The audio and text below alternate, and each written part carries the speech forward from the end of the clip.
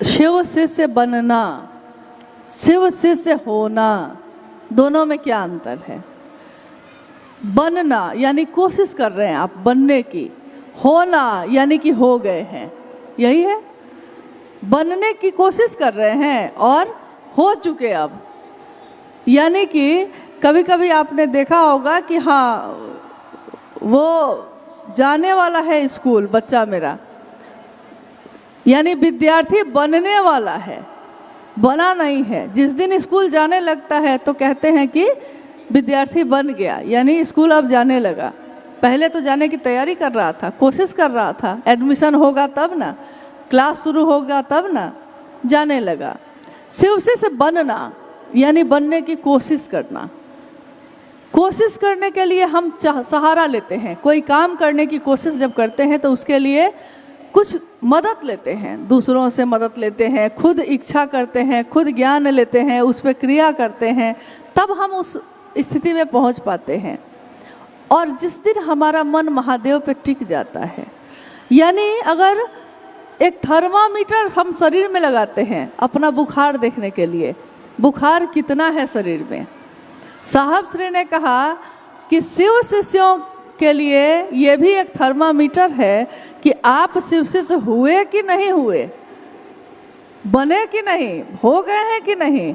इसके लिए उन्होंने एक कहा कि ये भी मन में अपने थर्मामीटर लगा लीजिए कि अगर आपका मन 24 घंटे में, दिन और रात, 12 घंटा दिन 12 घंटा रात, 24 घंटे में आपका मन अगर महादेव पे बार बार टिकता है, फिर भटक जाता है, फिर टिकता है, फिर भटक जाता है, फिर काम आ गया, प्रणाम करने भी बैठे मन भटक गया, दया भी मांग रहे हैं मन भटक गया, महादेव की बात भी कर रहे हैं तब तक कोई आ गया बीच में रुक गया। यानी अगर सब मिला के, हर मिनट को मिलाकर भी अगर 4 घंटे भी आपके 24 घंटे में ऐसे हैं जब आपको महादेव बार बार याद आ रहे हैं, तो इसका अर्थ है कि आप शिव शिष्य हो गए। क्योंकि बिना पत्नी हुए पति की याद नहीं आती है, बिना माँ बने पुत्र की याद नहीं आती है, बन गए तब न याद आती है, बनने की कोशिश में थोड़े याद आती है। तो हो गए, और जब हो जाते हैं तो जिज्ञासा है कि लौकिक और पारलौकिक मनोरथ स्वतः सिद्ध होते हैं। लौकिक मनोरथ किसी व्यक्ति के क्या क्या हो सकते हैं? पैसा, घर, कपड़ा, मतलब रोटी कपड़ा मकान जिसको कहा गया, इसी में सारी चीज़ें आ जाती हैं। रोटी के लिए कमाना पड़ता है, जुटाना पड़ता है, सारी चीज़ें उसी में आ गई। कपड़ा यानी कि अब सबकी व्यवस्था देखनी है, मकान यानी छत एक होनी चाहिए, इसी परिधि में पूरा जीवन घूम रहा है। महादेव की बात करने वाले का जीवन कैसा होगा? साहब श्री ने कहा कि आज तक, प्राचीन समय से लेकर आज तक ये चलता आया है कि महादेव की बात करने वाला फकीर होता है, सड़क पे घूमता है, कोई सुविधा उसको नहीं होती। लेकिन उन्होंने कहा कि मेरे गुरु महादेव ने मुझसे कहा है कि जो शिव की बात करेगा, जो इस रास्ते पे चलेगा, उसकी ज़रूरत की पूर्ति तो मैं करूँगा। ज़रूरत, इंसान की ज़रूरत कितनी है, बात तो मुद्दा सारा आके यहीं पे टिक जाता है। ज़रूरत की पूर्ति मैं करूँगा, लेकिन फुटाने का कोई गारंटी नहीं है। यानी एक कपड़ा है तो आप कहिएगा कि हम 5 कपड़ा लेंगे, तो ये मुश्किल हो सकता है। एक छत है, आप कहेंगे हम 4 मकान खरीदेंगे, हो सकता है ये पूरा नहीं हो भी सकता है, नहीं भी हो सकता है। रहिएगा तो एक ही मकान में ना, पहनिएगा तो एक ही कपड़ा ना एक बार में, खाइएगा तो रोटी ही ना। यहाँ रहने वाला अगर कोई भूजा बेच रहा है वो भी रोटी ही खाता है, और बड़ी बड़ी बिल्डिंग में रहने वाला कोई है वो भी रोटी ही खाता है, सोना चांदी नहीं खा सकता आदमी। यानी रोटी, इसकी ज़रूरत पूरी हो जाएगी। लौकिक कामनाएं, पारलौकिक यानी शिव से मिलने की बेचैनी, मिलने की तरफ, हम महादेव से मिल सकें, महादेव मेरे हो जाए, हम उनके हो जाएं, इसकी तरफ, इसकी बेचैनी, ये भी पूरी होती है। दोनों कामनाएं पूर्ण होती हैं।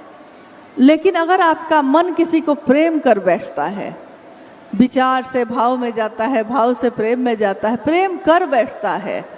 प्रेम एक ऐसा शब्द है, एक ऐसी भावना है जो किसी से एक क्षण में हो जाती है और किसी से सालों साल में भी नहीं होती। कितने पति पत्नी हैं, पूरा जीवन बिता दिया उन्होंने।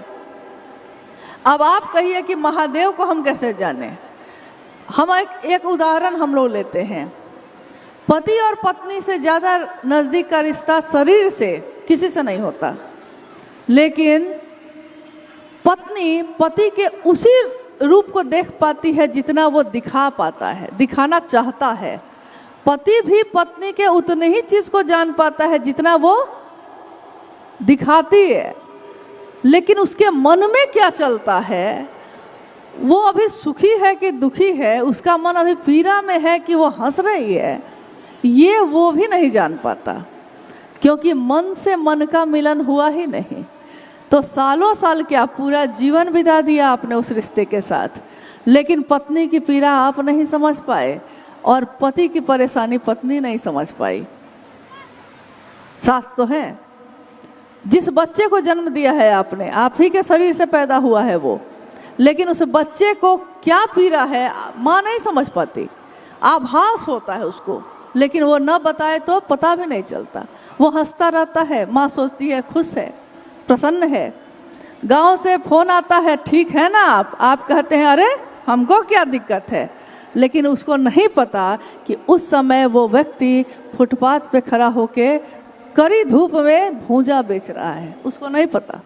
क्योंकि फ़ोन पे तो उसने कहा है कि मैं बिल्कुल ठीक हूँ, अरे मुझको क्या हुआ है, अभी अभी पैसा भेजूंगा तुमको, किसको पता। तो मन से मन का मिलन ना हो तो किसी भी रिश्ते का कोई फ़ायदा नहीं। हाँ, जीवन गुजार सकते हैं हम लोग, साथ रहने का भ्रम है। एक व्यक्ति ने साहब से पूछा एक बार, आपको कैसे मालूम है कि महादेव से आपका मन प्रेम करता है, महादेव आपसे प्रेम करते हैं, साहब आपको कैसे पता ये। साहब ने कहा कि तुमको कैसे पता है कि तुम्हारी पत्नी प्रेम करती है, तुमको नहीं पता, ये तो वही बता सकती है। भ्रम है ना कि प्रेम करती है, हर आदमी भ्रम में खुश है। तो अगर मुझको भ्रम है कि महादेव से मुझको प्रेम है, महादेव भी मुझको चाहते हैं, ये भ्रम ही अगर है तो इस भ्रम में मैं खुश तो हूँ भाई, आनंदित तो हूँ, लेकिन ये भ्रम नहीं है। ये सारे भ्रम जब टूटते हैं तो महादेव का आभास होता है, एहसास होता है। तो लौकिक पारलौकिक सारे मनोरथ सिद्ध होते हैं। आप उसके बाद और कुछ चाहिएगा तब ना। चाहा उमा ने वरहूँ शंभु नहीं तो रहूँ कुंवारी, वरन करेंगे शिव का नहीं तो कुंवारे ही रहेंगे। चाहा भवानी ने प्रथम शिष्या शिव की, शिव आदि गुरु हैं तो प्रथम शिष्या भवानी को कहा गया, यानी भगवती उनकी शक्ति। और उन्होंने कहा महादेव ये तंत्र क्या है, ये अध्यात्म क्या है। महादेव ने अपनी प्रथम शिष्या माँ भवानी से कहा ये और कुछ भी नहीं है भगवती, ये मात्र प्रेम है और समर्पण है। प्रेम और समर्पण, रिश्ते में प्रेम और समर्पण, समर्पण ना हो तो प्रेम ना होगा, प्रेम होगा तो समर्पण होगा ही होगा। एक को ही चाहा है, दूसरे को ये दिल नहीं चाह सकता, होता ही नहीं। किसी ने कहा कि लैला और मजनू की कहानियाँ मशहूर हैं प्रेम की। अब लैला अच्छी है कि बुरी है, मजनू को लोग समझा रहे हैं, मजनू से कह रहे हैं कि और भी महिलाएं हैं बहुत अच्छी हैं, तुम उनसे भी मोहब्बत कर सकते हो। मजनू को ये समझ में नहीं आता, किसी प्रेमी को ये समझ में नहीं आएगा। उसको आप लाख समझाइए, अरे और भी लोग हैं ज़माने में, और भी गम है मोहब्बत के सिवा, लेकिन जिसने कर लिया उसको समझ में नहीं आता। होंगे मेरे लिए क्या। साहब के मन में जिस दिन ये स्वस्फूर्त जागरण हुआ, शिव मेरे हैं, लेकिन वो दुनिया के एक एक व्यक्ति के हो सकते हैं। और अगर वो शिव मिल गया तो किसी चीज़ की चाहत बाकी ही नहीं रहती, चाहे वो लौकिक हो चाहे पारलौकिक हो। फकीरी में भी अमीरी का मिजाज लाए हैं, फकीर हैं लेकिन इसमें मिजाज कैसा है, अमीरी का। मिजाज ना अमीर होता है, नहीं तो लोगों के पास बहुत चीज़ें हैं।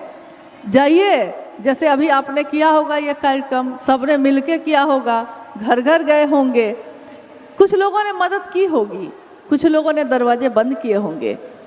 था तो सबके पास, लेकिन दिल किसी किसी का ही खिलता है, सबका नहीं।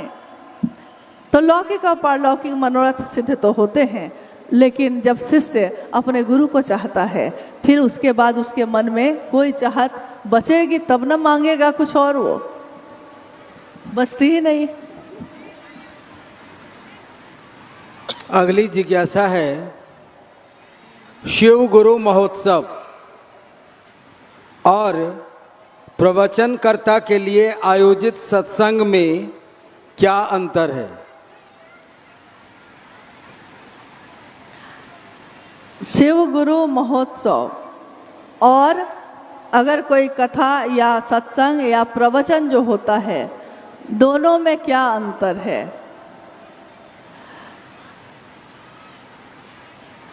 आप बोधात्मक पूछिएगा तो मुझको नहीं पता।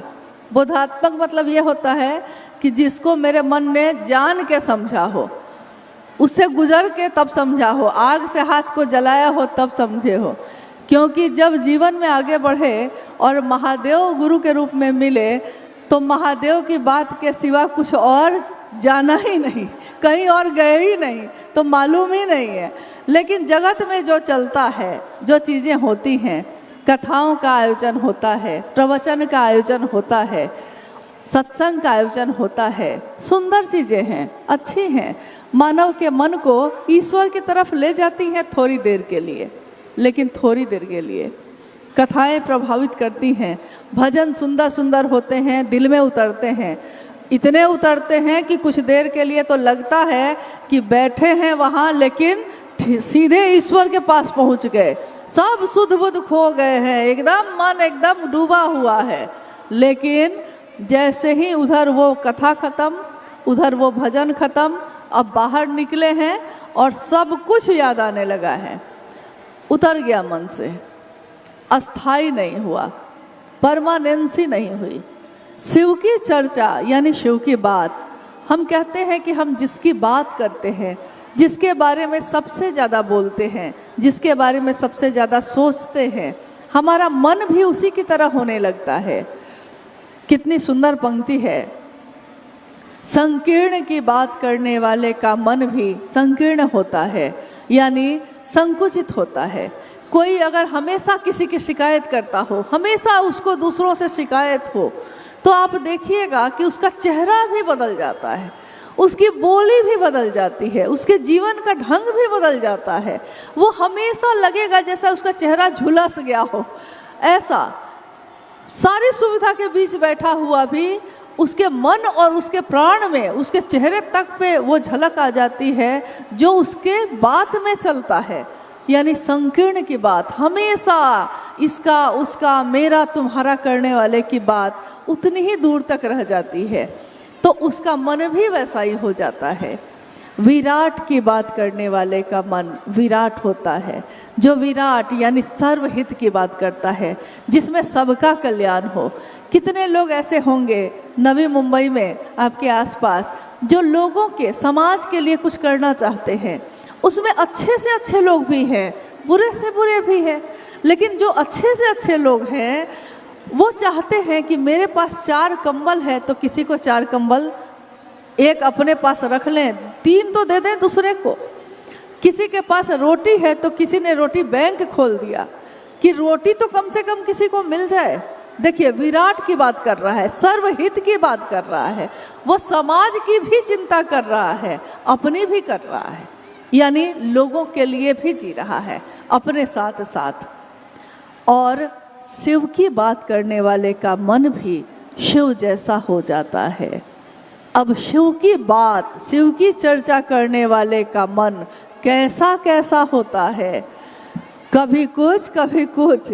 शिव के दरबार में, शिव की दुनिया में तो हर तरीके के लोग हैं, लेकिन शिव ये सिखाते हैं कि न्यूनतम व्यवस्था में भी सुखी रहा जा सकता है, कम से कम व्यवस्था में।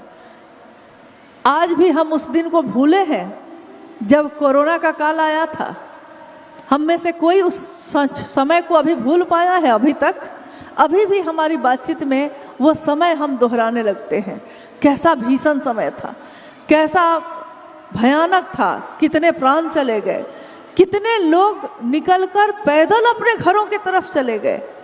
रास्ते में कोई घायल हो गया, कोई ख़त्म हो गया, कोई घर तक पहुंचा।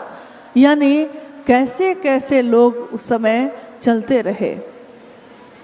लेकिन उस समय भी अगर शिव का सहारा लिया हमने, तो शिव का सहारा लेने से, शिव की बात करने से हुआ ये कि हमारा मन बलशाली हो गया। हमारे मन ने ये समझा कि महादेव जैसा चाहेंगे वही ना होगा, और ये जितने भी जहर हैं, ये जितने भी विषाणु कीटाणु हैं, सब तो उन्हीं के हैं। तो मेरी रक्षा करेगा अब कौन? अब हॉस्पिटल भी नहीं कर पा रहा है, अब आपका पैसा भी नहीं कर पा रहा है। आप चाहते हैं कि जीवित बच जाए मेरा प्रिय, लाखों रुपया देंगे, डॉक्टर से कहते हैं आप, लेकिन आपके हाथ में नहीं, एक सांस भी उसकी हम आगे नहीं बढ़ा सकते, हमारे हाथ में नहीं है। तो अब हमारा मन आश्रय लेता है उनका जिनके हाथ में ये सब है। और जितने शिव के शिष्य जहाँ भी रहे सुरक्षित रहे। चाहत में कितनी बल होती है, इच्छा में कितना बल होता है। आप चाहते क्या है, आप सोचते क्या है। इंसान की इच्छा में बहुत बल होता है। इंसान ने इच्छा ही तो की है। हम परमात्मा की बात कर रहे हैं, महादेव की बात कर रहे हैं, और इंसान की इच्छा का ये फल है कि इंसान ने चाहा कि अंतरिक्ष में चला जाऊं तो अंतरिक्ष में चला गया। इंसान ने चाहा कि समंदर के अंदर भी सुरंग बना दूं तो बना दिया है। ऊपर से समंदर बह रहा है और अंदर सुरंग है। अद्भुत बात है। आज से पहले किसी ने सोचा था ये कि ऐसा भी हो सकता है? ये तो नहीं सोचा था हमने। पहाड़ है और पहाड़ के बीच से सुरंग बन गया, ये किसने सोचा था कि कैसे हो सकता है ये? इंसान की इच्छा में जब इतना बल है कि जो चीज़ें असंभव लगती है वो मूर्त हो जाती हैं, तो महादेव की इच्छा में कितना बल होगा। और आपका मन अगर उस महादेव से मदद मांगेगा तब आपको कितनी मदद मिलेगी। तो हर उस काल में, हर उस समय में जब हमको ज़रूरत है, जब हमारी रक्षा की बात हो, महादेव के सिवा तो कोई नहीं कर सकता। महादेव से मन से जुड़ाव करने की विधा है, उनसे जुड़िए, क्योंकि उनकी इच्छा में बल है। उन्होंने चाहा है। शिव आज जगत में आए। एक दिन शिव ने चाहा था, एको हम बहुत श्याम, मैं एक हूँ अनेक हो जाऊँ। आज उन्होंने चाहा है, मैं अनेक हूँ एक हो जाऊँ, यानी सब शिव के जैसे हो जाएं, शिव जैसे, शिव ही हो जाएं। वो जीवात्मा ही है, क्षणिक जीवन है, 70-80 साल का जीवन है, लेकिन उस जीवन में शिव उतर जाएं। ये शिव ने चाहा, तो उनकी इच्छा में बल है। और आज जो चीज़ आपको असंभव लगता है, आज लगता है कि कोई सुनेगा, कोई बनेगा, कोई होगा, और आज जो आपने हवा में सोचा है, किसी ने हवा में सोचा होगा ताजमहल बनाऊंगा, किसी ने हवा में, मन में सोचा होगा उस दिन कि गेटवे ऑफ इंडिया बनाऊंगा। उस दिन गेटवे ऑफ इंडिया यहाँ धरती पे नहीं बना होगा, पहले उसके मन में बना होगा। इसके लिए उसने उस इच्छा पे वो ठहरा होगा, उसने इसके लिए ज्ञान लिया होगा, उसने इसके लिए क्रिया काम किया होगा, और तब मूर्त रूप सामने आया होगा। इसीलिए संसार में ऐसा कुछ भी नहीं है जो आप चाहिए और ना हो। कीम न सिद्धते भूतले, इस भूतल पे ऐसा कुछ भी नहीं है जो आप महादेव की इच्छा से चाहिए और ना हो। महादेव ने चाहा है तो होगा ही होगा। महादेव ने चाहा है सब शिव बने तो बनेंगे ही बनेंगे। हाँ, इस बनने में थोड़ा समय तो लगेगा। नहीं, चारों तरफ अगर कचरा हो तो सफाई करने में समय लगता है कि नहीं? इसी मैदान में जहाँ हम आप बैठे हैं अभी, शिव की चर्चा में क्या अंतर है सुन लीजिए। अभी आपने पूछा है यही, शिव की चर्चा में आयोजन में मजदूर लगा के काम नहीं किए जाते। शिव की चर्चा के आयोजन में इस मैदान को एक एक कचरे को किसने चुना है? आज हम आप बैठे हैं साफ सुथरे जगह पे, आपने पता किया है कि किसने किया है इस जगह को इतना साफ? आपके ही गुरु भाई गुरु बहनों ने। किसने सजाया आज के लिए? आपके ही गुरु भाई गुरु बहनों ने। पैसे लगे होंगे, व्यवस्था है, पंडाल पंच लगा होगा। किसी से आपने 5 लाख 10 लाख मांग लिए क्या? नहीं, आपने 1 रुपया 5 रुपया 10 रुपया आपस में इकट्ठा किया, अपने ही गुरु भाई गुरु बहन ने, अपने गुरु भाई गुरु बहन ने। ये बात तो पहले नहीं थी भाई साहब। कल रात में हम लोग लौट रहे थे तो जो गुरु भाई गाड़ी चला रहे थे उन्होंने कहा कि कहीं से भी गुजरते हैं दीदी तो लगता है कि रात बेरात कुछ हो जाएगा अगर, तो मन में आता है अच्छा कोई बात नहीं है, अमुक गुरु भाई इधर ही रहते हैं। तो मैंने कहा कि बम्बई जैसे शहर में अगर आपको ये लगता है कि कोई अपना यहाँ रहता है, इसके मूल कारण कौन है? समझा है हमने इस बात को? कभी जाना है? हम इतनी दूर से यहाँ आ गए किसके बल पे? किससे लगा? किसके लिए आए? अपने गुरु भाई अपने गुरु बहन के लिए। यहाँ और कौन पर आया है? और जिस दिन आप किसी को शिव से जोड़ते हैं वो आपसे जुड़ जाता है, शिव के साथ साथ वो आपका भी अपना हो जाता है। क्योंकि महादेव की दुनिया है तो महादेव के लिए सब अपने, महादेव के लिए अपने तो मेरे आपके लिए भी अपने, सब अपने ही है। यहाँ कोई पराया नहीं। वसुधैव कुटुम्बकम, सारे अपने ही कुटुंब है, सारा अपना ही परिवार है। हाँ, एक अंतिम जिज्ञासा समय की भी अब मानना है।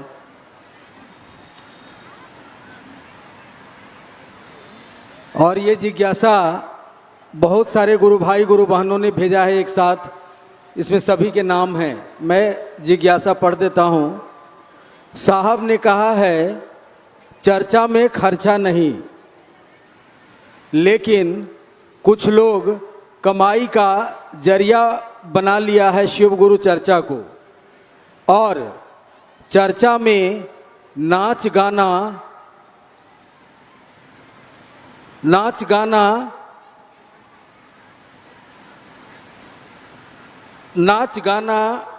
करके पैसा लेते हैं। देखिए, क्या ये उचित है? हाँ, जिज्ञासा आई है तो लगता है कि होता होगा ऐसा। अभी जितने लोग हम लोग यहाँ बैठे हैं, आप में से, चूँकि देखिए महादेव के साथ हम लोग बैठे हैं, महादेव और साहब दीदी की उपस्थिति में बैठे हैं, अपना ही घर है, अपने ही लोग हैं, क्या छिपाना है। तो क्या आप में से किसी ने ऐसा किया है? क्योंकि जिज्ञासा आई है तो हुआ होगा, अनजाने में किया होगा, नहीं जानने के कारण भी कर देते हैं बहुत लोग। चर्चा में क्या बोलना चाहिए नहीं जानते, इसलिए कुछ नहीं समझ में आता है तो भजन करने लगते हैं, नहीं जानते हैं इसलिए। कुछ नहीं समझ में आया है तो नृत्य करने लगते हैं, नहीं जानने के कारण भी ऐसा हो सकता है। लेकिन अगर जानते हुए करते हैं, अनजाने में हुआ है कुछ, देखिए हत्या 2 तरह से होती है। एक होती है गैर इरादतन हत्या और एक होती है इरादतन हत्या। मतलब एक में बेल मिल जाता है, गैर इरादतन यानी आपका इरादा नहीं था, दुर्घटना हो गई, गलती से हो गया, और आपने सोच सोच के समझ के अच्छी तरह तब किया है, तो दोनों की सजा में भी अंतर होता है। ये तो मालूम होगा, थोड़ा थोड़ा कानून तो सबको ही जानते हैं, तो ये तो मालूम होगा। तो अगर गैर इरादतन किया है तब तो महादेव माफ़ी करेंगे और वो चाहेंगे कि आप सही चीज़ को समझिए। शिव चर्चा तमाशा नहीं है, शिव चर्चा किसी के लिए पेशा नहीं है, उसका बिजनेस नहीं है। शिव की चर्चा जीवन है, जीवन जीने की कला है।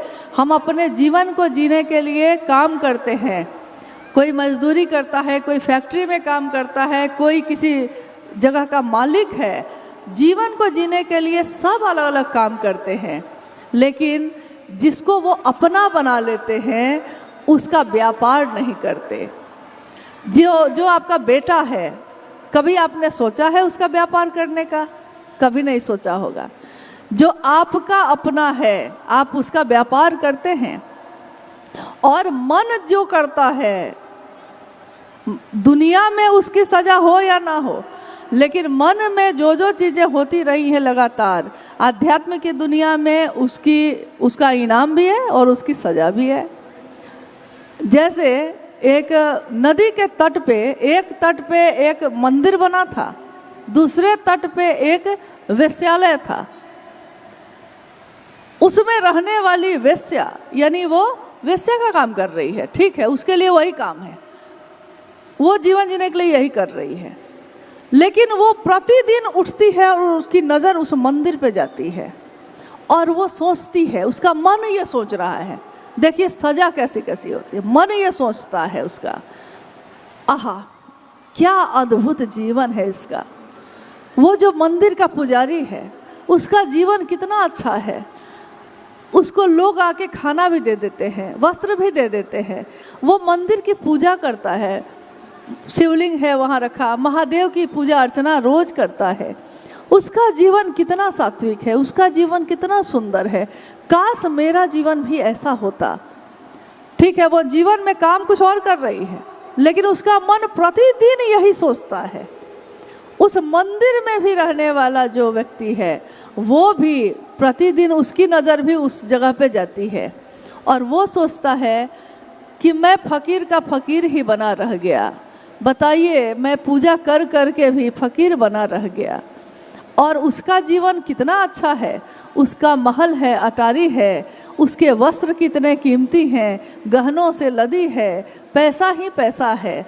वो प्रतिदिन ये सोचता है। शरीर है, दोनों की मौत हुई। वेश्या जो है उसकी भी मौत हुई और जो पुजारी थे उनकी भी मौत हुई। जब ऊपर गए तो एक को नरक मिला और एक को स्वर्ग मिला। अब बताइए, नरक किसको मिला होगा और स्वर्ग किसको मिला होगा? लोग बहुत ज्ञानी हैं। नरक पुजारी को मिला, स्वर्ग वेश्या को मिला। पुजारी जी घबराए, उन्होंने कहा ये कैसे कर दिया? मैं तो पूरा जीवन यही काम किया हूँ, देखिएगा, गौर करिएगा उनके शब्द पे, मैंने तो पूरा जीवन ये काम किया है। और उसने कहा मैंने पूरा जीवन अपने शरीर को तो बेचा, लेकिन मेरा जीवन, मेरा मन महादेव की संगत लिया। मैं तो दिन भर उन्हीं के साथ जी हूँ। शरीर से इस दुनिया में दोनों के अलग अलग उपहार हैं, अलग अलग सजा होगी दुनिया में, जगत में, लेकिन महादेव के यहाँ ऐसा नहीं होता। मन आपका कैसा है? मन में आपने किसी का भला सोचा है? मन में आपने कुछ अच्छे काम किए हैं? मन में आपने किसी का हित चाहा है, किसी का कल्याण किया है? मन से आपने शिव का व्यापार नहीं किया है, शिव को जिया है अगर, तो महादेव आपके साथ है और आपके लिए सारे रास्ते खुले हैं। आपने महादेव के साथ जीवन जीना सीखा है, लेकिन आपने नाम महादेव का लिया है और काम दूसरा कर लिया। आपने काम क्या कर लिया? तो आप नृत्य कर रहे हैं, आप भजन करना गलत नहीं है, महादेव का ही तो भजन है वो, लेकिन समय का अभाव है। 2 घंटे 3 घंटे की साप्ताहिक चर्चा में अगर सिर्फ भजन करिएगा, शिव की बात नहीं हो पाएगी, और बात नहीं हो तो हमारा मन शिव भाव से अस्थायी रूप से नहीं भरेगा। जिसने रास्ता दिखाया है उसके बात पे, उस पे भरोसा तो करना होगा। साहब श्री हरिनानंद जी ने, माँ नीलमानंद जी ने ये रास्ता दिखाया। उन्होंने कहा शिव ही आपकी मंजिल है और उस पे चलने के लिए 3 सूत्रों का सहारा लिया जा सकता है। तो उन्हीं की बात पे भरोसा करके स्व अनुशासन में ही ना चलना होगा। गरिमा रखनी होगी कि नहीं? महादेव की गरिमा, मेरे शिव की गरिमा। नृत्य नहीं करते क्या हम? भसान में सब कोई नाचते गाते जाते हैं, क्या दिक्कत है उसमें? लेकिन जहाँ के लिए जो चीज़ें शोभा देती हैं हमको वहाँ वही काम करना चाहिए। हम लोग अनुरोध कर सकते हैं, बाकी आप स्वतंत्र हैं, आपका जीवन है, आप उसको कैसे लेके जाना चाहते हैं। गुरु तो महादेव है ना, नियम तो हम लोग नहीं बना सकते, लेकिन अगर नियम बनाए होते साहब ने तो शायद लागू हो जाते। उन्होंने कहा कि महादेव गुरु हैं, महादेव ही कोई नियम बनाएंगे। महादेव नियम नहीं बना रहे हैं, क्यों? क्योंकि करोड़ों नरक में पड़ी जीवात्मा को, अंधेरे से अंधेरे में पड़ी जीवात्मा को भी शिव प्रकाश में ला सकते हैं। मेरा अनुरोध है, कृपया अपने महादेव के लिए, अपने साहब दीदी के लिए, साहब ने हम सबको सब कुछ दिया ही दिया है, उन साहब के लिए हम बदले में क्या कर सकते हैं। अभी एक गुरु भाई जो थोड़ी देर पहले गा रहे थे कि तेरे एहसान का बदला चुकाया जा नहीं सकता, प्यार इतना किया तूने भुलाया जा नहीं सकता। उन्होंने प्यार किया है हम सबों को, कभी नफरत नहीं की। हम सब ने क्या क्या ना किया। शिव चर्चाओं में क्या आज ऐसा हुआ? पहले भी तो हुआ, इससे ज़्यादा चीज़ें हुई, लेकिन उन्होंने सबको गले से लगाया, सबका परिमार्जन चाहा, सबको शिव जैसा देखना चाहा। उनसे ज़्यादा अपना हमारा और कोई नहीं, जो हमारा शुभ सोचता है, जो हमारा हित देखता है। तो कम से कम उनके बताए मार्ग पे, उनके अनुसार चलने की कोशिश करिए। शिव का नाम लेकर इस काम को मत करिए। और आपके द्वारा की हुई शिव की बात में बहुत ताकत है। आप नहीं जानते कि किसके जीवन में आपने क्या दिया है, ये कभी उससे पूछिए तो वो बताता है। कितने लोग ऐसे हैं जिनको आप हंसते मुस्कुराते देखते हैं, अकेले में बैठिए कभी उनके साथ, पूछिए तो कि क्या कभी पीड़ा से गुजरा है। और उसके गम को, उसकी पीड़ा को जब सुनिएगा तो आपको लगेगा कि इसके सामने मेरा दुख तो कुछ है ही नहीं, लेकिन आज वो हंस रहा है, मुस्कुरा रहा है, इसलिए क्योंकि साहब अगर ना होते, उन्होंने महादेव की शिष्यता ना दी होती, तो अगर वो साहब और महादेव की शिष्यता हमारे जीवन में ना उतरी होती, हम कब के थक चुके होते, हम कब के हार चुके होते। उन्होंने जीवन जीना सिखाया, सिर झुका के नहीं, सिर उठा के, रो के नहीं, आंसू बहा के नहीं, मुस्कुरा के। कहते हैं कि इस रास्ते पे चलने वालों के पैरों में छाले होंगे, लेकिन होठों पे मुस्कुराहट होगी। दिल में पीड़ा होगी, लेकिन जमाने को वो अमृत देगा, महादेव ही देगा। तो जो हमने पाया है वही दूसरों को देने की कोशिश भी करिएगा। शिव को पाया है, शिव को दीजिए। बाकी चीज़ें जगत में आपकी इच्छा है, आपका घर है, आपका पूजा घर है, आपके परिवार हैं, आपके रिश्तेदार हैं, आप बाकी के जीवन में क्या करते हैं, इससे न महादेव को मतलब न हम लोग को। लेकिन कम से कम महादेव के घेरे में जब रहिए तो जो साहब हरिंद्रानंद जी ने कहा है, समझाया है, उनके अनुसार चलिए। उसमें परिणाम है, उसमें हमारा कल्याण है, परिणाम है। करने को तो सारे काम सबको ही करते हैं, हर काम का परिणाम वही नहीं होता, अलग अलग हो जाते हैं। मनसा अलग है तो परिणाम भी अलग होते हैं, काम तो एक ही होता है। मनसा किसी को सुंदर भोजन कराने की है, चावल दाल चोखा बनाया है आपने, लेकिन उसमें भी बड़ा स्वाद होता है। कोई किसी को बड़ी बेमन से, बड़ी करवाहट के साथ कोई आ गया है तो आपने उसके लिए भी भोजन बनाया है। भोजन तो दोनों बने, लेकिन उस भोजन में स्वाद नहीं, उस भोजन में जीवन नहीं है, लेकिन उस भात दाल चोखा में जीवन है। तो मनसा क्या है, उसका प्रभाव हमारे हर काम पे पड़ता है, हमारे जीवन के हर पल पे पड़ता है।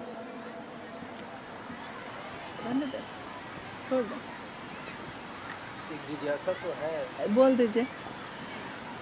5 मिनट का दान और दे सकते हैं ना आप लोग, कोई दिक्कत नहीं है ना? हाँ, एक जिज्ञासा आपके बीच से है और ये साहब श्री से है।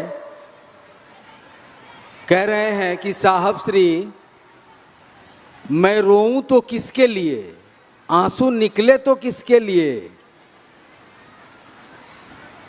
इस बात को कृपया समझाया जाए। दिनेश गुरु भाई हैं ये कौन बोला है? दमन से। ये किनके लिए बोल रहे हैं? साहब के लिए बोल रहे हैं? नहीं, वो स्वयं अपने लिए बोल रहे हैं। रो तो किस किसके लिए? साहब श्री से पूछ रहे हैं वो हाँ हाँ। कि रोए तो हम किसके लिए, आंसू निकले तो किसके लिए। इस बात को कृपया समझाने का कष्ट करें। दमन से भी कोई गुरु भाई आए, उनके आंसू निकले तो किसके लिए। हाँ, ये वही बात हो गई जैसे हम लोग पूछते हैं कि महादेव जो आंख बंद करके बैठे हैं तो वो किसके ध्यान में है, हम लोग पूछते हैं। साहब हमारे रोए किसके लिए, उनके आंसू बहे किसके लिए, ये जानना चाहते हैं दमन के गुरु भाई। साहब के आंखों से अगर आंसू निकला है इस जीवन में, वो अगर रोए हैं घंटों कमरे में अकेले बैठकर किसी के लिए, तो वो उनके महादेव ही हैं और किसी के लिए उनकी आंखों से आंसू नहीं निकले। उन्होंने कहा कि अगर आप शिव के लिए रो सकते हैं, क्योंकि अपनों के लिए तो आप रोते हैं, जिसको अपना समझते हैं उसके लिए तो आंसू निकलते हैं, आप अपने परिवार अपनों की चिंता में रोते हैं, लेकिन अगर जिस दिन आप शिव के लिए रो देते हैं, क्या नहीं हो सकता। ये धरती अपनी जगह छोड़ सकती है, ये आसमान अपनी जगह से हट सकता है, अगर आप शिव के लिए रो सकते हैं तब। इसलिए साहब के जीवन में अगर कभी आंसू आए तो ये आंसू इसके नहीं रहे कि हाँ महादेव से उनको कोई दुख हुआ, महादेव सबके क्यों नहीं हो जाते, सबके जीवन में वो क्यों नहीं उतर रहे। ये तरफ, ये बेचैनी, ये सामान्य नहीं है, ये साधारण नहीं है, ये अति साधारण भी नहीं है, ये ऐसी बात है जो आज तक के इतिहास में इस धरती पे हुई ही नहीं। लोगों ने शिव को चाहा, लोगों ने शिव से मांगा, हम भी करते हैं, हम शिव चर्चाएं ही करते हैं। कोई मनौती करता है, कहता है कि शिव के की चर्चा रखेंगे अगर मेरा ये काम हो जाएगा तब। यानी उसकी मंजिल, उसका लक्ष्य कभी भी शिव थे ही नहीं, शिव तो थे नहीं, मंजिल, उसका लक्ष्य, उसकी चाहत तो वो काम था जो पूरा होना था। पूरा हुआ तो महादेव का नाम लिया है, लेकिन लक्ष्य मेरा शिव है, ये नहीं हुआ। साहब ने शिव की बात की, साहब ने 3 सूत्रों का निरूपण किया, साहब हरिनानंद जी ने अपने जीवन को जिया है, लेकिन किस तरह। वो डिप्टी कलेक्टर थे, ज्वाइंट सेक्रेटरी कैबिनेट बिहार मंत्रालय से जो रिटायर्ड हुए थे, पूरा जीवन जिन्होंने प्रशासनिक सेवा में अपना योगदान दिया, जीवन में प्रतिदिन 10 बजे से 6 बजे तक, लेकिन उनके विचार में, उनकी इच्छा में, उनकी चाहत में, उनके आंसुओं में इतना बल था कि कम समय में ही लेकिन वार कर दिया सबके ऊपर। जिसको देख लिया वो शिव की तरफ चल दिया, चाहा तो शिव की तरफ चल दिया, जिसके लिए कहा, जो कहा सो हुआ। लेकिन उन्होंने कहा भी इसीलिए, उसमें भी उनकी चाहत यही रही कि इसके जीवन की पीड़ा कम होगी तो ये महादेव की तरफ चलेगा। जो जिस कामना से आया उसकी कामना भी पूरी हुई, लेकिन उस कामना को पूरी करने के पीछे भी साहब हरिनानंद जी की इच्छा, चाहत यही थी कि मेरे गुरु का नाम लेगा, मेरे गुरु का नाम और होगा, रोशन होगा, दुनिया जानेगी महादेव सचमुच में कितने अच्छे हैं, महादेव कितने सुंदर हैं, कितना सुवासित करते हैं जीवन को, लोग जानेंगे। ये सोचकर साहब ने सबके जीवन में परिणाम उतारे। बहुत जगह लोग इसको याद रखे, उन लोगों ने साहब के इस संकल्प को अपना संकल्प बनाया। लाखों लोग आज धरती पे शिव का नाम लेकर चल रहे हैं, शिव के गुरु स्वरूप की व्याप्ति के लिए अपने जीवन का अनमोल समय दे रहे हैं। चाहत उनकी भी यही है, साहब की चाहत से अपनी चाहत मिला लिया तो महादेव की बात ही करते हैं चारों तरफ।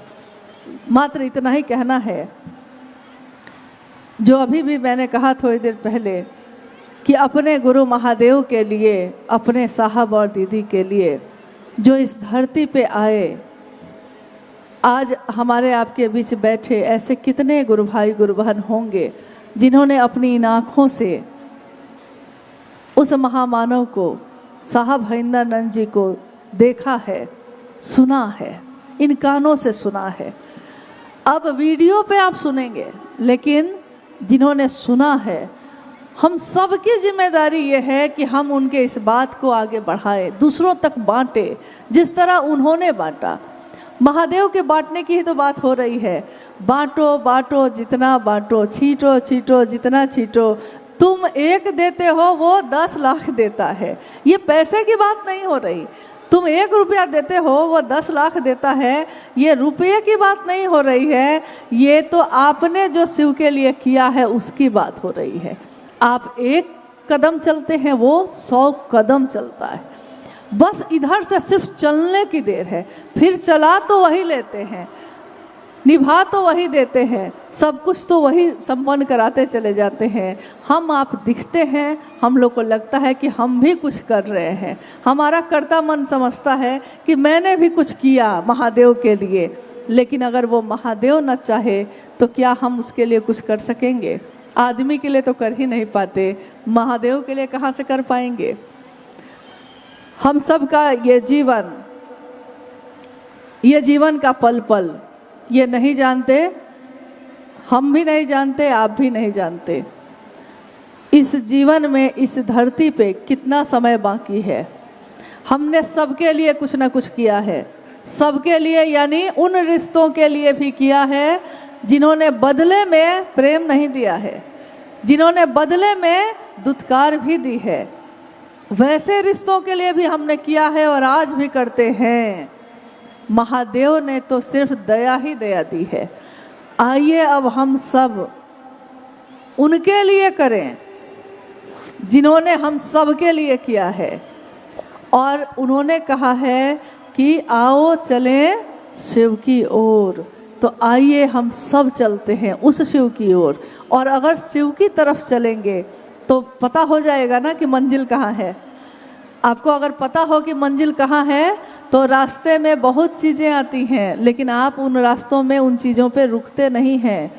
आपको अगर पता है कि हमको जाना कहाँ है, आप कभी कोई नाला सुपारा से चला होगा, कोई डोंबिवली से चला होगा, लेकिन गोरेगांव से भी चलने वाले को पता था ना आज कि कहाँ जाना है। मंजिल पता थी ना, एड्रेस पता था ना। तो आप रास्ते में ट्रेन लिए होंगे, पैदल चले होंगे, ऑटो लिए होंगे, कैब लिए होंगे, लेकिन अलग अलग जगह से आए हुए, अलग अलग साधन का प्रयोग करने वाले लोगों को भी पता था आज की इस यात्रा का कहाँ जाना है हमको। साहब ने हमको आपको उस शिव का ही पता दे दिया। कहा जीवन की मंजिल वही है, इस जीवन से गुजर जाना है। गुजरा हूँ, बाजार से गुजरा हूँ, खरीदार नहीं हूँ। बाजार से गुजरने वाला हर आदमी खरीदने के लिए नहीं रुकता। तो साहब ने कहा कि माना कि चारों तरफ सुंदरता है, हरियाली है, भांति भांति के फूल खिले हैं, बहुत चीज़ें हैं देखने को, लेकिन मैं कैसे रुकूं, मैं कैसे देखने के लिए ठहर जाऊं, क्योंकि मीलों, अभी मीलों मुझको जाना है। मेरी मंजिल अभी दूर है, आपकी भी मंजिल दूर है। आप चाहें तो क्षण में पहुंच जाइए और चाहें तो पूरा जीवन भी लग जाएगा, तो बोलते तो रहेंगे, पहुंच नहीं सकेंगे। मंजिल याद रहे हमेशा, और जब मंजिल याद रहेगी तो उस मंजिल तक पहुंचाने वाला तो अपने आप याद रहता है, यानी साहब और दीदी। क्या हम लोग उनको भूल सकते हैं? क्या इस जीवन में, क्या हमारे आने वाली पीढ़ी को भी, हमारे बच्चे भी, जिन्होंने शायद उनको इस शरीर में नहीं देखा होगा, लेकिन क्या वो भी आज साहब और दीदी का साक्षात्कार नहीं कर रहे? क्या वो मन से नहीं मिल रहे? गौरी जो यहाँ बैठी है, अभी वहाँ बैठे हुए, उसने कहा कि महादेव से कैसे मिला जाता है। मैंने कहा तुम अपने बाबा से आज कैसे मिलती हो? इसे कहा कि मन ही मन मिलती हूँ, हर पल मिलती हूँ, मन में ही रहते हैं हमेशा। तो मैंने कहा वैसे ही महादेव से भी मिला जाता है। जैसे तुम अपने बाबा से मिलती हो, वैसे ही हम दुनिया के रहने वाले लोग, महादेव जो हमारा बाबा है वही गुरु भी है, उस गुरु से भी हम वैसे ही मिलते हैं, मन से, हमेशा, हर पल, हर जगह, हर घड़ी। तो आंसू बहाइए तो महादेव के लिए, हंसिए तो महादेव के लिए, और बात करिए तो महादेव के लिए। और यही निवेदन है कि दोनों चीज़ें सामने आपके हैं, फूल भी और गंदगी भी। बैठना आप कहाँ चाहते हैं, जाना कहाँ चाहते हैं, ये तो आपको तय करना होगा। तो मंजिल महादेव खुद हैं, गति भी वही हैं, गंतव्य भी वही हैं, गुरु भी वही हैं, और चलाने वाले भी वही हैं। आप सबने इतनी मेहनत से इस आयोजन को किया है, आप इतने दूर से आए हैं, और यहाँ की यात्रा कितनी कठिन है। 2 दिन में मेरा मन ये कहने लगा कि मुझको कोई कह दे तो मैं भाग जाऊँ यहाँ से, लेकिन धन्य है आप लोग सब कोई, क्योंकि इस कठिन जीवन को जीते हुए आपने महादेव की बात की है, मामूली बात नहीं है। ये महादेव की दया, ये साहब दीदी के आशीर्वाद के बिना हो ही नहीं सकता। आप सभी के चरणों में प्रणाम है। आज के लिए हम सब विदा लेते हैं और मिलते रहेंगे हमेशा अपने महादेव के लिए, अपने साहब दीदी के लिए। आप सभी के चरणों में प्रणाम।